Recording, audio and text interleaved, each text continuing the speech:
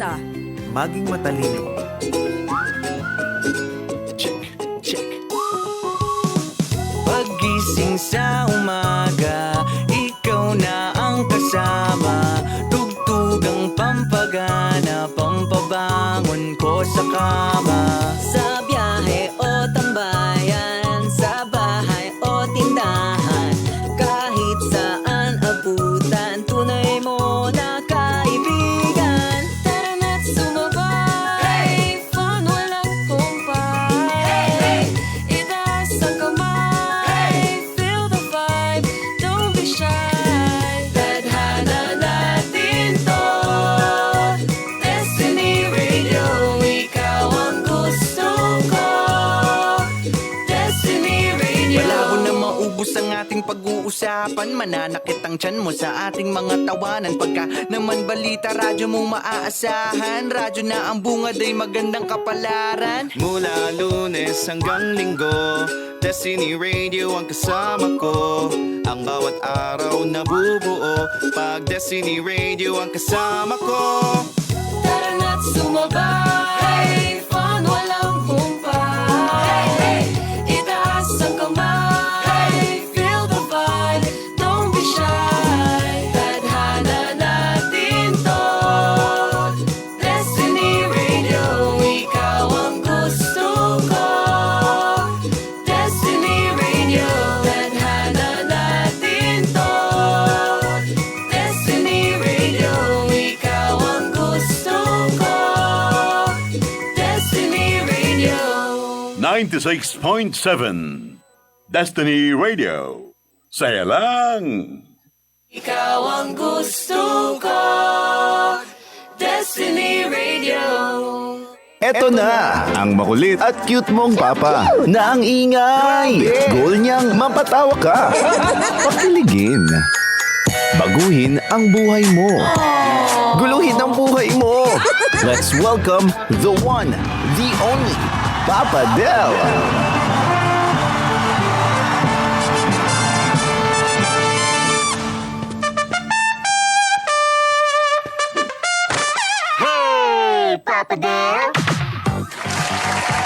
Hey, everybody, let's go!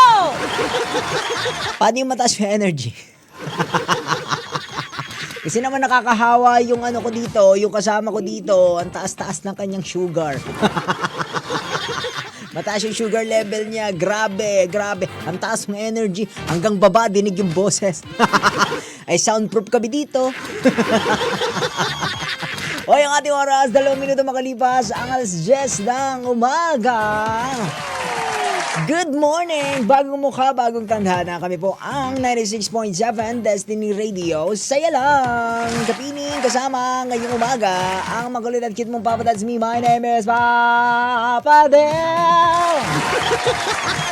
Hello po! Ang ating text line, by the way, 0929-2168-100. That is our text line, everybody. Ayun, wala lang, na-share ko lang. Kung gusto mo mag-text, gusto mo pabati ngayong umaga, pwede naman. Naka-live tayo sa ating Facebook!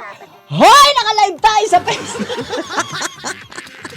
Tingnan mo, nadamay ako, Kuya Boyet. Ang taas na din ng sugar, di ba? Ang taas na din ng energy, ng sugar level. Sinasabi ko sa inyo, dapat yung mga, yung mga sugar ninyo, binabantayan para hindi tumataas. Ako, ang hirap pag tumataas yung sugar. Nakakahilo.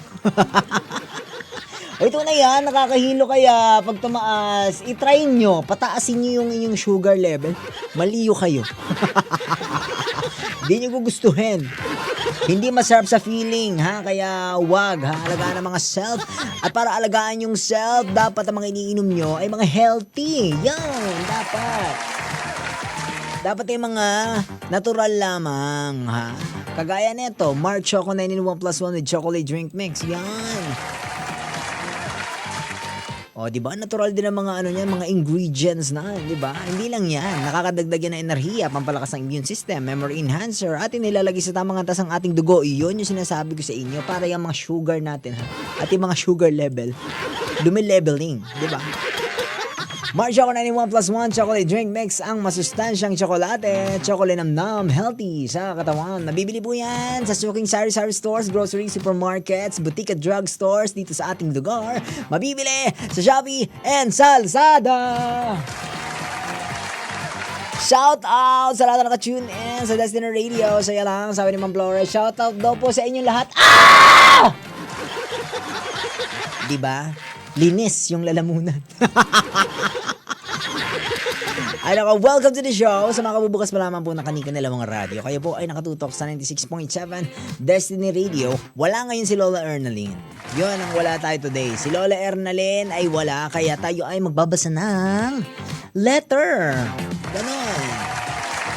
Kaya po, welcome sa Dear Diaries. Say it like you mean it. Anong pakialam mo naman sa toka niya, di ba? Alam mo yun, ba't ako maghahabol sa kanya? Eh, ang ganda-ganda ko. Ako na nagsaing, ako pa naghugas, ako pa naglilinis. Eh naman na. Feelings you can't hide. Ginawa ko naman ang lahat. Pero bakit parang kulang pa rin? Bakit parang laging kasalanan ko? Dear Diaries at Destiny Radio.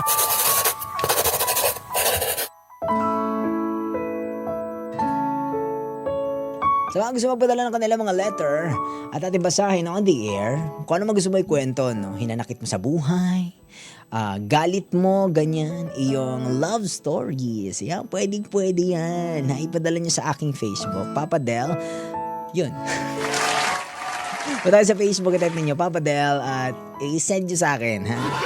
Ating babasahin on the air, mga kwento ninyo, ha? Kwento ng buhay, pag-asa, kasiyahan, pighati. Yan, mga ganyan. Ang lalim ng pighati. Kuya Boyet, ano yung pighati? Ano no? Kalungkutan? Pagdurusa? Yun yung pighati? Hindi ba yun yung half pig? Hinating ba? Hindi yun? Hinating pig? Pighati. Kalahating baboy. Hindi. Hindi. Mali. Hindi yon. All this time, akala ko yung pighati kalahating baboy. Kasi nga, yung pighati. Ayaw na, parang hindi ako DJ sa joke ko na yun. O siya, welcome to the show, welcome to Dear Diaries, kung saan ang DJ na ang ingay, grabe, ay medyo kumakalma para magbasa ng the letter na sinasend din nyo sa akin. O, ito na. Basahin natin tong letter na ito. Sabi dito sa comment section natin na funny. Diba? Bayad po yan, yung pagpapatawang yan. Okay, basahin na nga natin to the letter natin eh. Okay. Eto na. Papasukan ng letter.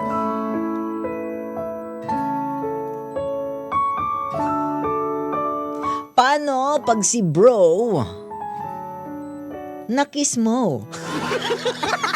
Nakakainis yung intro.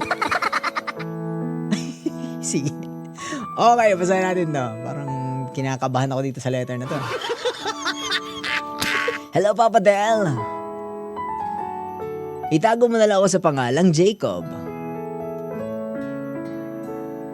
I have a genuine question. So I have a long-term friend. We're both guys. Basically, we're brothers since we grew up together. Ini-English mo ako dun, ha? Same village, circle of friends, sports and all. One time, yung girlfriend ko, nakipag-break sa akin. Nakakalungkot. Siyempre, kasi, nakikita ko na siya as my future wife. Pero buti na lang nandun yung friend ko.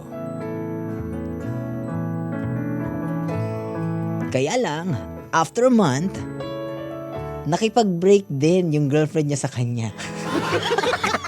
Kawawa naman itong mga to. Best friend and all, pati ba naman sa pagbe-break? Pareho na kaming wasak. Two lonely bros. Okay? Sa bagay, kasi pareho na pag-break sa inyo yung mga jowa nyo. So, two lonely bros. Recently, pinag-usapan namin yung breakups namin. Kinuwento ko yung akin. Tapos, kinuwento niya yung kanya.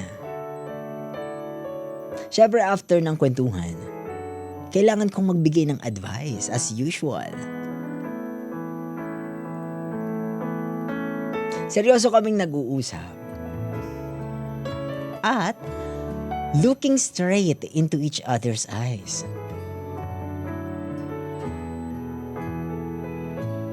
Nagulat na lang ako when he suddenly kissed me.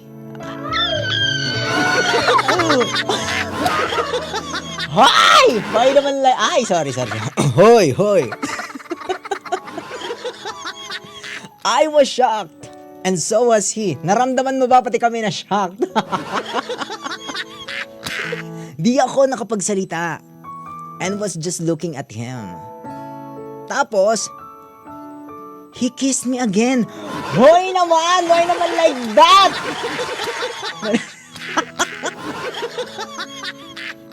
Di ko alam kung ano nangyari sa akin.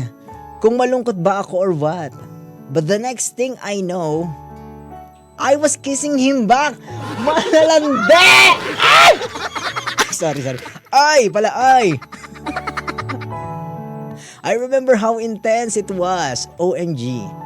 Parang nung kinikiss ko yung ex ko. After that, hindi na namin pinag-usapan yon. Naglaro pa nga kami ng NBA 2022. Ay wala lang. Ano ba naman yun? Ano yun? Why naman like that? Fast forward. Every now and then, we would casually kiss. Especially when we're alone. Feeling ko, kakiss ko yung ex ko every time kasi kinakapitan niya yung buhok ko. Which reminds me of the gesture of my ex. Nakakaloka to. Naalala ko pa one time, nagpunta kami sa bar. Tapos, muntik na ako makakiss. Muntik nang may makakiss na girl. Pero, di ko tinuloy kasi nagigilty ako. Feeling ko, magagalit yung ex ko o magsiselos. Pero pag kay friend, feel ko okay lang. Kasi we're both guys at walang mali siya. Ay nako! I don't know anymore. Is this a bro thing? Sana matulungan mo ako, Papa Del. Jacob.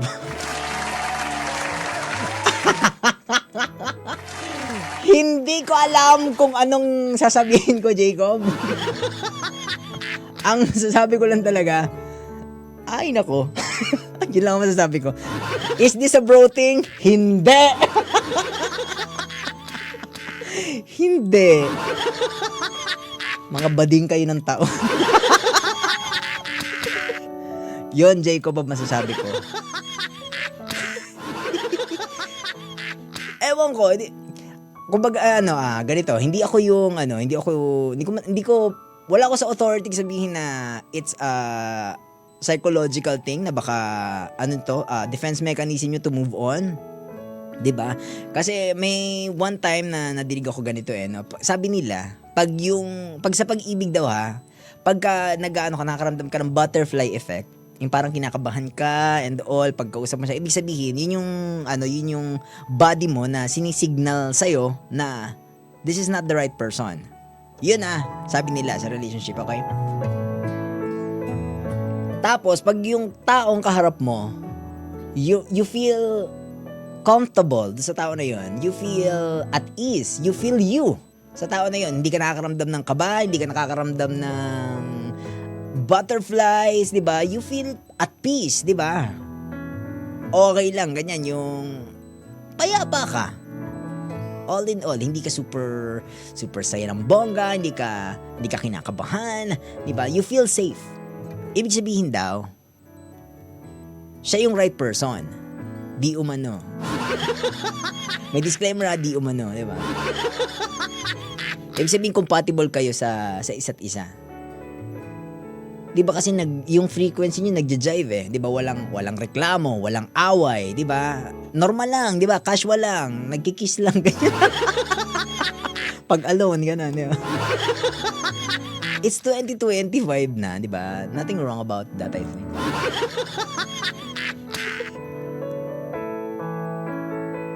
But din you try? Di ba? Alam mo, pag-usapan nyo yun. Pag-usapan nyo ng mga sinsinan yan, ha? Medyo, bigyan nyo ng isang umaga. Kape-kape lang, ganyan. Tapos, pag-usapan nyo, di ba? Para kayong tanga sa part na yun, di ba? May ganong type na nangyayari sa in between you, tapos parang wala lang, gano'n. After nun, maglalaro lang kayo ng PlayStation, gano'n lang. Very casual, ha? Anong label nyo? Diba? Sabi nila dapat naglalagay kayo ng label sa lahat ng bagay, diba? Para alam nyo kung ano yung status, diba? Alam nyo kung nasaan na kayo, diba? And I feel ko lang naman to, ha? Ito'y sa akin lang. May something. May something sa inyong dalawa. Diba? Hindi nyo naman gagawin nyo kung wala. At dahil naman mukha namang na-enjoy mo at inuulit-ulit mo, ituloy nyo na. Diba? Pag-usapan nyo na yan. Ano tayo? Tropa lang ba talaga? Diba? Para klaro. Sabi nga diba sa isang relasyon, kailangan klaro lahat ng bagay. Ano yung gusto mo, ano yung ayaw mo, anong gusto niya, anong ayaw niya. Klaro kung ano yung estado ng inyong relasyon. Diba?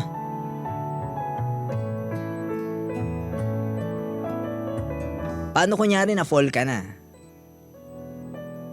Hinahanap-hanap mo na ganyan. Ay, hindi niya ako na-kiss today, Nahanap-hanap mo na, ganun. Tapos bigla siya nagkaroon ng jowa. Oh. Wala kang laban doon. Wala kang label di ba? Kasi di mo pinaglalaban Hindi niyo shinure kung anong meron sa inyong dalawa. So kung isa man sa inyo, lumiko na ng landas, di ba? Wala kang doon. Wala kang magagawa doon. Wala kang karapatan sa part na yan. Diba? Ayun, Jacob, bilang naman ng ang tanong mo lang naman is this a bro thing? The sagot is no. No. Ha? Tsaka tigilan mo ako nung walang mali siya.